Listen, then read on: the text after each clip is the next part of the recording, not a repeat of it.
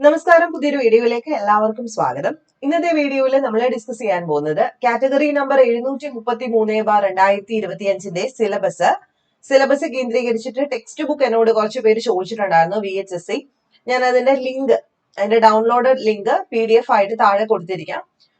നിങ്ങൾക്ക് വേണ്ടവർക്ക് എടുക്കാം കേട്ടോ. കുറെ ആൾക്കാർ എന്നോട് ടെലഗ്രാമിലൊക്കെ വന്ന് ചോദിച്ചതാണ് ഈ പുസ്തകം.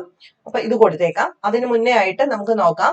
ഒക്ടോബർ 3-ാം തീയതിയാണ് ജൂനിയർ ലാബ് അസിസ്റ്റന്റിന്റെ ഡയറക്ട് റിക്രൂട്ട്മെന്റ് ആണ്. ഒറ്റ പരീക്ഷ മാത്രമേ ഉള്ളൂ വരാൻ പോകുന്നത്. ഇംഗ്ലീഷിലായിരിക്കും നമ്മുടെ ക്വസ്റ്റ്യൻ പേപ്പർ വരുന്നത്.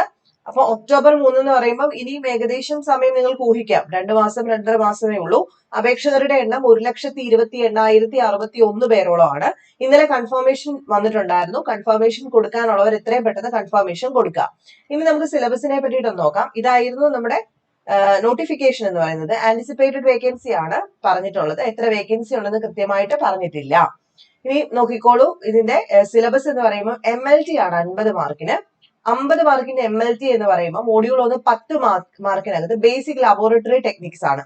ഇതിന്റെ കുറെ ക്ലാസ്സുകൾ നമ്മൾ നേരത്തെ വളരെ പണ്ട് ചെയ്തിട്ടുണ്ട്. Same syllabus. അപ്പൊ നിങ്ങൾക്ക് തപ്പിയാൽ കിട്ടും കേട്ടോ. നമ്മുടെ ചാനലിൽ നിന്ന് അത് ലഭിക്കുന്നതായിരിക്കും. അപ്പൊ അന്ന് ഞാൻ ക്ലാസ് എടുത്തിരുന്നത് സെയിം ഇതേ ഒരു ടെക്സ്റ്റ് ബുക്ക് വെച്ചിട്ടായിരുന്നു. ഈ ടെക്സ്റ്റ് ബുക്കിനകത്ത് ഈ പറയുന്ന എല്ലാം ഉണ്ട്. ഓക്കെ, നിങ്ങൾക്ക് നോക്കിയാൽ കാണാൻ പറ്റും. ലാബ് സേഫ്റ്റി, ലബോറട്ടറിയുടെ മാനേജ്മെന്റ്, അതുപോലെ യൂറിൻ അനാലിസിസ്, ഇതൊക്കെ തന്നെയാണ് ഇവിടെയും ചോദിച്ചിട്ടുള്ളത്. ഇവിടെ ലാബ് സേഫ്റ്റി ആണ് ആദ്യം ചോദിച്ചിട്ടുള്ളത്. അപ്പൊ ഇത് നിങ്ങൾക്ക് ഈ ഒരു ടെക്സ്റ്റ് ബുക്കിൽ നിന്ന് തന്നെ പഠിച്ചെടുക്കാവുന്നതേ ഉള്ളൂ. പിന്നെ ബ്ലഡ് ആൻഡ് ഫിലോബോട്ടോമി എന്ന് പറയുന്ന 10 മാർക്ക്, അത് ഈ പറഞ്ഞതുകൊണ്ട് തന്നെ ഈ ഒരു സെക്ഷനകത്ത് നിന്നും, ക്ലിനിക്കൽ പത്തോളജി എന്ന് പറയുന്ന സെക്ഷനകത്ത് നിന്ന് കിട്ടും.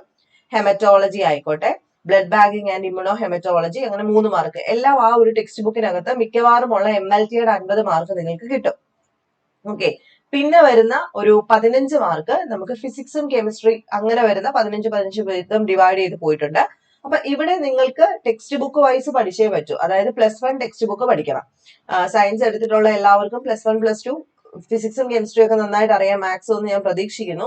ഇനി അറിയില്ലെങ്കിൽ നിങ്ങൾ ഇന്ന് തന്നെ സമഗ്രയിൽ നിന്നും +1 ടെക്സ്റ്റ് ബുക്ക് ഡൗൺലോഡ് ചെയ്യുക. ഫസ്റ്റ് ചാപ്റ്ററിന്റെ യൂണിറ്റ് ആൻഡ് മെഷർമെന്റ് ആണ് ഫിസിക്സിനകത്ത്. അതിനകത്ത് എന്തൊക്കെ പറയുന്നുണ്ടോ അതെല്ലാം തന്നെ ഇവിടെയും ചോദിച്ചിട്ടുണ്ട്. പിന്നെ kinematics, motion in a straight line and plane, dynamics, law of motion and work energy power, ഇതൊക്കെ +1 ടെക്സ്റ്റ് ബുക്കിന്റെ അതേ ചാപ്റ്റർ തന്നെയാണ്.